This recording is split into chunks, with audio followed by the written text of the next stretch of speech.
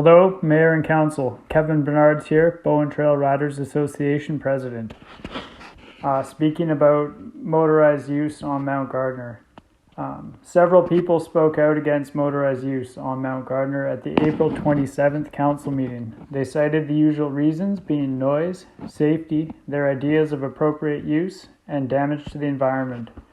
Much of this content was speculation and opinion. No facts were provided to back up these claims, and in actual fact, ridership on the mountain is low, which means low impact from motorized use compared to the massive amount of work motorized users contribute.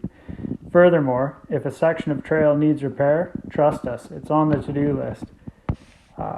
Concerning noise, less sound is more ground. That is our strategy, and so our machines comply with the ORV Act rules and regulations pertaining to operation on Crown land.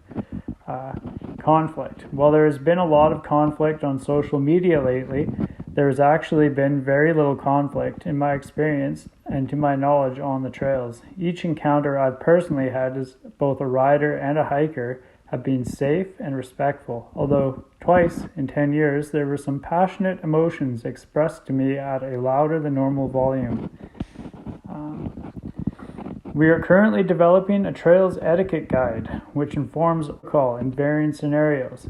A fun way to test and practice this will be a horse meet moto meet dog style event, which our partners at Bihora are planning and will host when safe to do so. BTRA fully supports this and will gladly participate. Regarding the claim of widespread advertising of motorized use on Mount Gardner, this is absolutely not the case. A video of mine was shared as part of a delegate's presentation during the aforementioned council meeting without my consent, with the intent of demonstrating the negative impact and safety concerns related to motorized use on the mountain.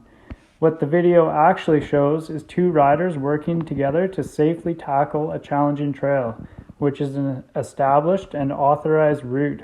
We are not riding off trail, and while I did crash several times, it's important to note that these are low-speed incidents. I'm wearing the right gear and was not hurt.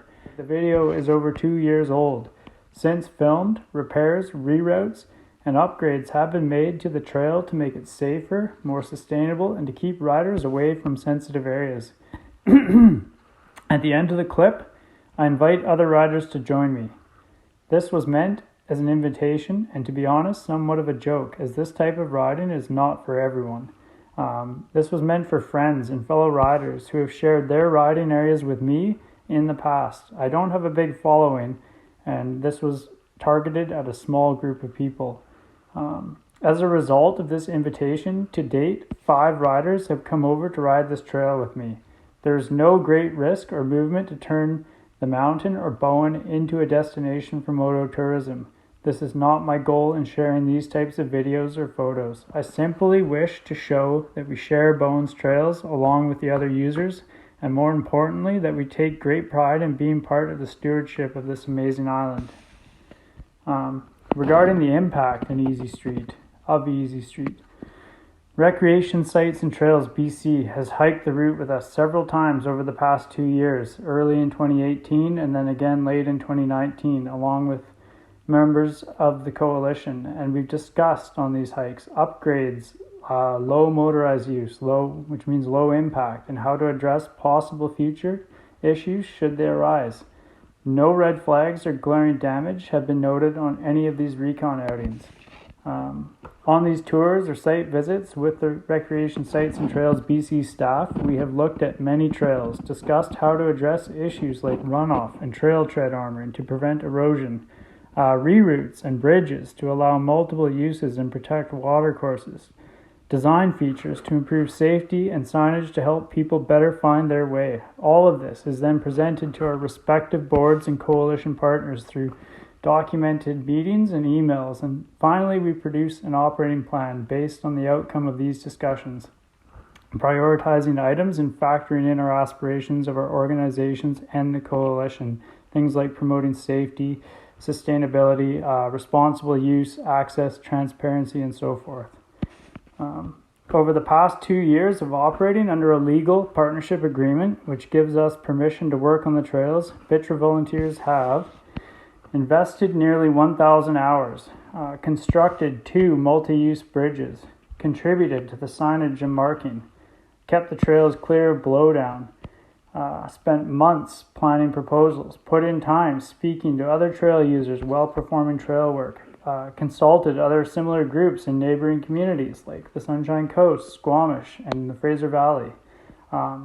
We've been available to members of the public to discuss our projects, and we have shared details of these with the undercurrent and on our various social media platforms, including Facebook and Instagram, to get the word out and invite those interested in getting involved or to reach out. We've been developing a communication strategy with our partners to better engage the Bowen Island community. We've raised funds for the trails through bottle drives, firewood raffles, and grant applications, all working as volunteers. And we've made every attempt to openly and constructively collaborate with our coalition partners through these quarterly meetings, which often turned into bi-monthly meetings, which often meant weekly phone calls and many, many, many emails. In 2 years, we've done a lot, more than what was expected of us, and we've done it all with all trail users in mind. We're only just getting started though, and there's still so much more that we want to do on the mountain, and many ways in which we can improve how we operate. In short, we have conducted ourselves professionally and to the best of our abilities as volunteers. A volunteer base carrying out an immense amount of work on these trails. BTRA would like to let our local government know that a move to pursue the action of restricting ORV or motorized use in an area which we have stewarded would be a poor one, and after hearing the reasoning, we believe would be based on assumptions and personal opinion rather than fact. Our board would prefer to engage in a constructive, open manner rather than the tired, two-sided debate. This way, all trail users win, and this is what we are hoping for moving forward. Sincerely, Kevin Bernards and the Bowen Trail Riders Association Board.